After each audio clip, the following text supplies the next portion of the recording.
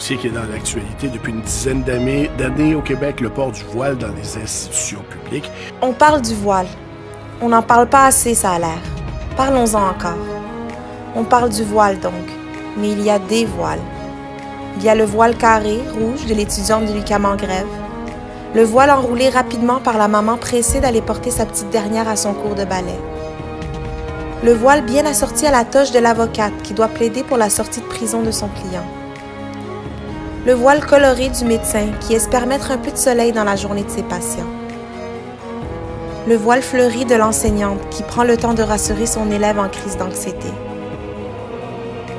Le voile taché de peinture de l'artiste qui exprime son quotidien à travers son art. Le voile sportif de l'athlète qui défoule sa frustration dans le ring. Le voile assumé de l'entrepreneur qui n'a pas froid aux yeux. Et ces femmes sont plus que des voiles, plus même que des métiers ou des citoyennes. Elles sont humaines. Elles ont un cœur, oui, oui.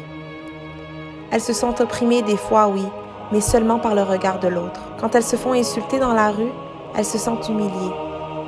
Quand elles se font dire « retourne dans ton pays », elles aimeraient répondre « mon pays, ce n'est pas un pays, c'est l'hiver ». Elles ne veulent pas se faire définir uniquement par leur voile, car elles sont bien plus. Elles sont créatives, ambitieuses, passionnées.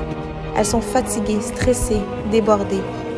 Elles sont vos voisines, amies, collègues, professionnelles. Elles ne veulent pas être acceptées ou tolérées dans une société qui est déjà la leur. Elles aimeraient qu'on arrête de parler d'eux et qu'on commence à parler de nous.